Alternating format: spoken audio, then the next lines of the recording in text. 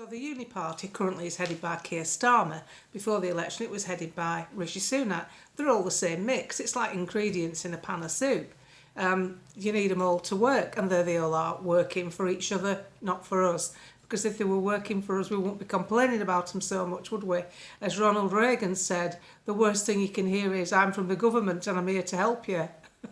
I have that look on my face like, like you take up the crash positions when you're flying in, you're landing in an aircraft. You just don't want to think about it, do you? But unfortunately, this is where we are. My favourite quote this week from the internet memes, I love a meme, is from a Polish politician called Monika Wininska. I've probably got that wrong. She said the vaccine should be tested on politicians first. If they survive, the vaccine is safe. If they don't, the country is safe. That is a laugh out loud, that one. And Rachel Reeves telling that journalist that she won the under-14s British Chess Championships. Somebody fact-checked it and she only come 26. I think somebody off thick table could have come 26, couldn't they? I mean, did she even turn up? She's probably got a note from her mother to excuse her. These people will lie about anything. And this week, Boris Johnson has waded in. I'll quote his headline on his own page. It's probably from an article he's just got paid a zillion quid for in the Daily Mail. Boris Johnson says, as Britain becomes a left-wing tyranny, meet RG, the president.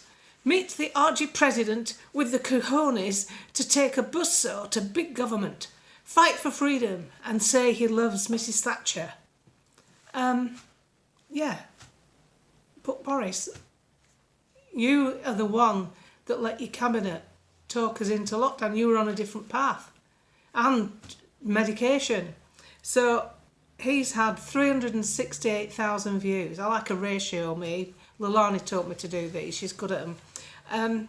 368,000 views, 1,000 likes.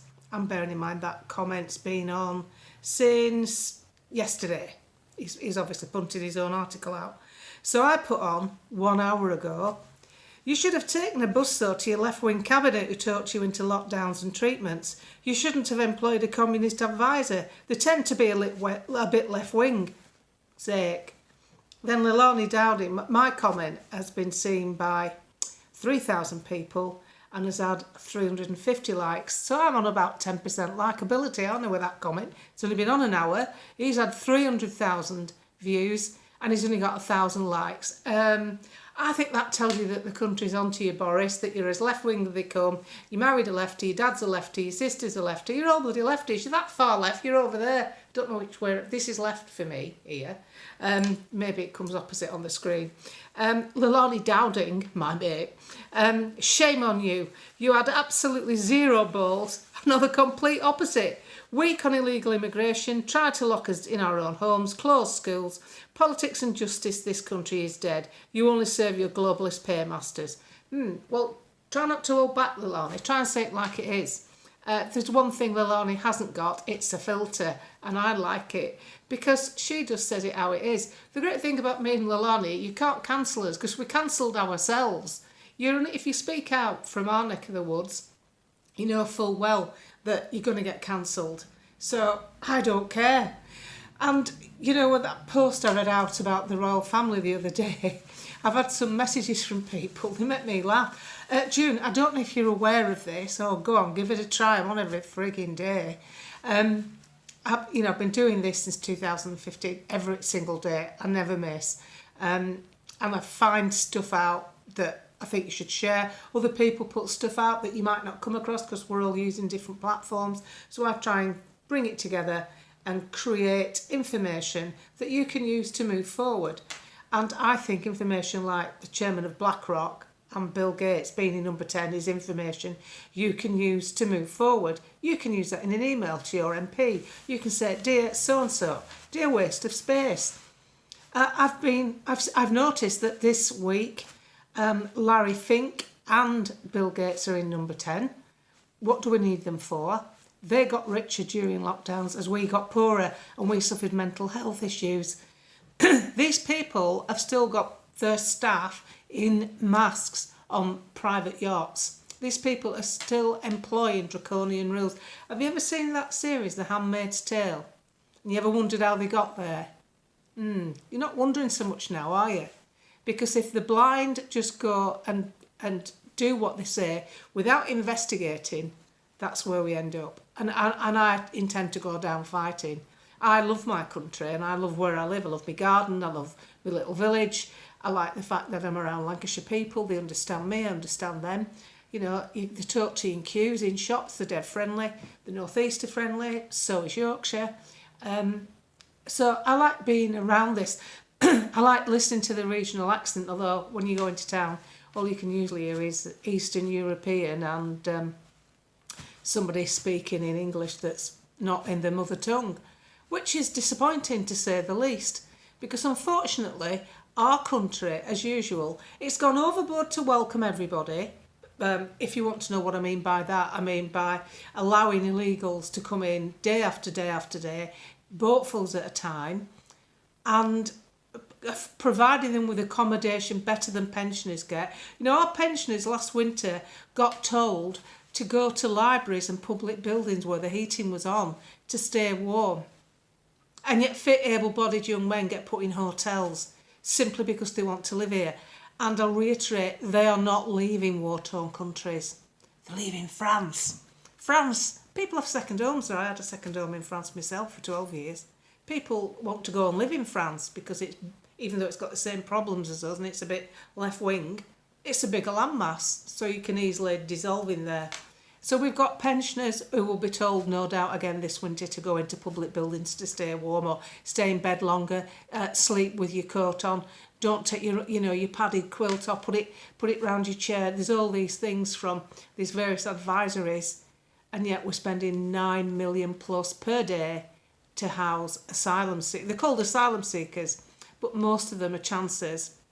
Add to this, we pay for 5,000 rooms every single night to be vacant in case there's an influx of refugees. We are paying for that. They're empty. Nobody's in them. And these hotel chains are making big money out of this. Britannia, who apparently, according to some reports, were renowned for not keeping up with the repairs and maintenance with rooms, and equipment and bed linens were tired. They weren't making any money. They were just letting them go to the wall. Then suddenly they've got a government contract. And it was only noticed a few years ago when people were going to stay in airport hotels like near Manchester Airport. And suddenly they're sitting there with great big groups, 10, 15 young men on one table, another 10 or 15 young men on another table, all staying there, all quite surly and aloof. I mean, these characters aren't even grateful. That's what gets me. They haven't even got the humility to understand just how fortunate they are. And we're left here to pick up the bill. Meantime, Keir Starmer, socialist, who admired Czechoslovakia before it was free, has been having meetings with Larry Fink and Bill Gates. Now, what you've got to remember is people get this confused, and I keep reiterating it because it's an important point that you can share with people. It's not going to have them against you. And that point is this. People say capitalism has failed. No, it hasn't. What's failed, or what is trying to succeed, should I say, is corporatism, corporate capitalism, or they call it stakeholder. This is where laws and legislation are created in favour of huge employers, like corporations, like the NHS, like Nabisco, like Bill Gates, like BlackRock, who own everything from Nike to olive oil manufacturers. I mean, you can't... I once did a kind of bit of research, and someone was saying, you shouldn't watch BG News, Bill Gates is invested in them. And I said, Bill Gates is invested in everything. Go through your cupboards. Look at your tin stuff, look at your packaging. Look at stuff you've got, where you get your bed linen from. Sorry, I had to have a quick slip. Look at where you get your bed linen from, and you will find that the holding company Gates is invested in. You can't get away from him. He's spread loaded right across the globe. Now, the trouble is, what I'd like people to understand the difference between corporatism and capitalism. Capitalism is somebody like me. It's not those kid from Lancashire with zero education, left school at 16, with hopes and dreams, but I didn't even know what they were. I didn't want to queue for X Factor because we didn't have one. I can't bloody sing, so you're probably glad I didn't. So what does a kid like me do that's ambitious but no guidance? Because my mum and dad just wanted me to get a job so I could contribute to the household bills, and I fully understand that. Don't hold that against them at all. It's just how things were in our house. They loved me and I knew I was loved. But how does a kid like me go forward? Well, you go forward in a society that welcomes capitalism. Because capitalism means if that hairdresser's fed up with her employer, she can leave, she can buy herself a car, she can go mobile, she can do the best thing she can do for herself. That's capitalism. It gives the opportunity for every man to grow. Alan Sugar, look at him. He was a barrow boy from London, and look where he is now. You don't get that kind of opportunity in a corporate society. There's no better example of corporatism being associated with communism than China. So it's corporatism you to be afraid of, because corporatism actually needs intrusive government to survive. It needs a government that interferes in your life, that tells you more and more rules on what to do, from caravanning to birth control. They need to be involved in every aspect of your life. Actually, if you go caravanning, it's probably the best birth control, especially tenting. I can't see much consummation going on there, can you? Oh, I'm pregnant again. Yeah, being blown to bits at top of Helvellyn. I don't think so. I went tenting once and there were nowhere to plug my heated rollers in, because that was back in the day when Farrah Fawcetted it all. And I just spent the whole night frozen stiff, terrified. My fingers were numb and I ended up sleeping in my car. So camping's not for me. I realise there's some of you out there that think camping's bloody marvellous, but no. I'd at least need some aluminium around me, like a caravan. So what we've got to look at here is corporatism is the enemy of the individual. It's not the enemy of the state, it's the friend of the state, because it can lobby the state, and that is something a capitalist, small business, medium-sized business cannot do. A small business, your pub landlord can't go to Westminster or go to meetings at the WEF and lobby the MPs or politicians to put legislation in that suits their business model. You can't do that. You can't do that if you own a restaurant. You can't do that if you own an engineering company. You can do that if you're Bill Gates. You can do that if you're Larry Fink. You can do that if you're huge bosses at the NHS. You see, and this is why with the recent, what do they call it? What they do, conferences. With the recent political conferences from all the parties, there's been complaints. People have noticed that the Labour Party and the Tory Party and the Lib Dems all had an awful lot of lobbyists there. Lobbyists are the ones that try and get in with the MPs to put forward ideas that they get paid to punt out for corporations. Small businesses can't afford to do it. Small businesses cannot affect legislation. That's the big difference. If you don't believe me, Catherine McBride, who's a first-rate economist, she's the Australian girl, pro-Brexit, she goes on GB News sometimes, I've been friends with her for years. She says, you've got a real good way of explaining it, June. She's really calm. If you ever get a chance, go on her Twitter page, see some of her videos. Just put Catherine McBride Brexit videos, put that in and have a look at what she said. She's mint because she never gets rattled. And some of these lefties, they're enough to rattle a rattlesnake. Watch Catherine McBride. She's excellent. Detailed. She gets it right. Pro-Brexit. Loves Britain. Lives in Britain. And doesn't want to see us go down the tubes. And she's been fighting. She writes for, it used to be Briefings for Brexit. It's now called Briefings for Britain. If you like to read longer stuff, Google it. You can find plenty of stuff there. I'm in WhatsApp groups with these people, and I don't mind telling you, because how do I get decent information? By surrounding myself with reliable people. And then if I get reliable people, I can pass that reliability on to you, and I will always admit if I've got it wrong. Bit more difficult on YouTube because you can't edit and you can't take it down so quickly. But generally speaking, these videos are kind of shorter, 15, 20 minutes. And they meander through different subjects. So it's a bit more difficult on YouTube. But I do it instantly on Twitter because Twitter's quick. I only put a couple of minutes up on Twitter. So, from my point of view, and yours, if you want to survive in this country, I want to survive in my own country. I look at people running away and they're going to different places to try and create a better life. And the last thing you want is to go to the trouble of selling your house, leaving your friends and family, moving somewhere else to find that you've just swapped your political problems from something else you didn't expect. And it does happen a lot, believe me, because I've been doing this a long time. I've seen people do it. Other problems, other boulders roll down the hill to hit you. So you've got to be, this is how I look at it for me and Dave. I love my house, I love my garden. I'm used to the people in the village, I'm used to the shops. My doctor's surgery is actually pretty good. It's a constituency that's not particularly multicultural. It's a funny constituency really, because it's never really been hit with massive immigration in the 60s, and therefore the footprint has never evolved from there, whereas your mill towns, it was hit by massive immigration, invited immigration, because they killed all our fellas in wars, hadn't they? So we didn't have any, so they needed to bring people in for the mill towns. But obviously, like everything else, we managed to do it and shoot ourselves in the foot. Germany did it as well, because Germany got decimated in the war and their men got killed, and so they did replacement. They used Turkey, we used Pakistan, and India, initially India for the doctors. So we've done this, and then what was supposed to happen with a lot of the immigration was they were supposed to come, especially with the Turkish in Germany, they were supposed to come and work for a few years and then go home. But the problem was there was no work for them at home, which is why they came in the first place.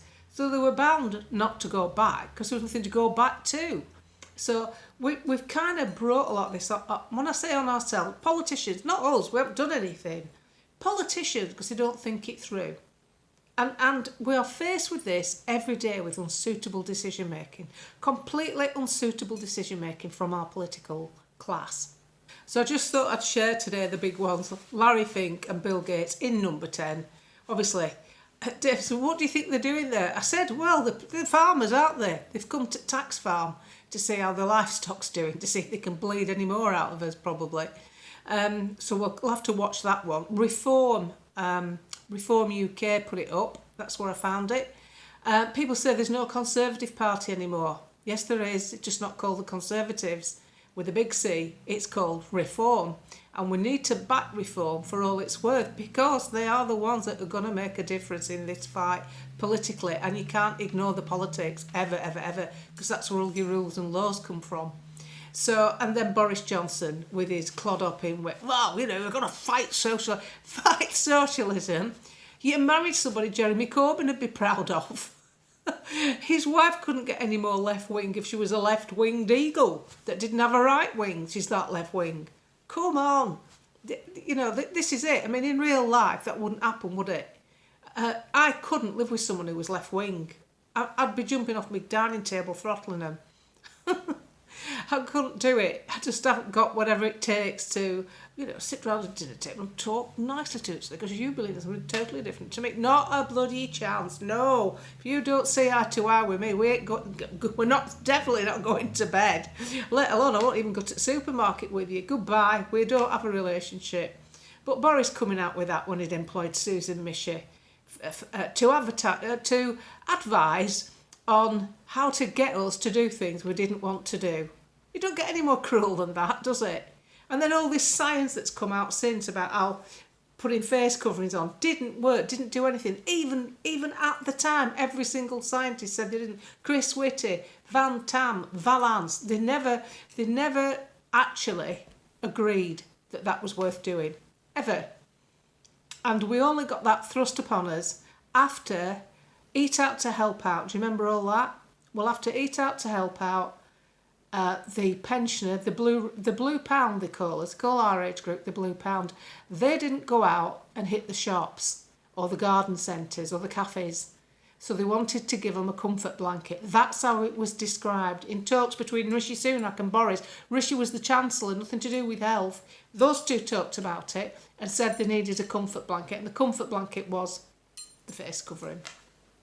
So what you get told by the government to get you to do things isn't necessarily for your own good. In fact, it seldom is for your own good. It's usually for their good. Go on then. If you don't think I'm right, are you better off in this last 4 years than you were 4 years before? Because if you are either making money out of the government or you're an immigrant, you've come in illegally, because they're better off than what they were 4 years ago. I don't see many people here better off than what they were 4 years ago. So don't get down with it all. Still been a lovely day today. I've got my mother-in-law coming to stay because her husband, my father-in-law's got dementia and he's getting bad with it. It's tragic. It's really bloody tragic, actually. And the biggest tragedy is what they've accrued will go in care fees, and somebody can come and land in this country and sit in a bloody hotel free of charge. That makes me sick, that. Taxpayers get beaten to death all along the way, and freeloaders get it for free. Enjoy your weekend.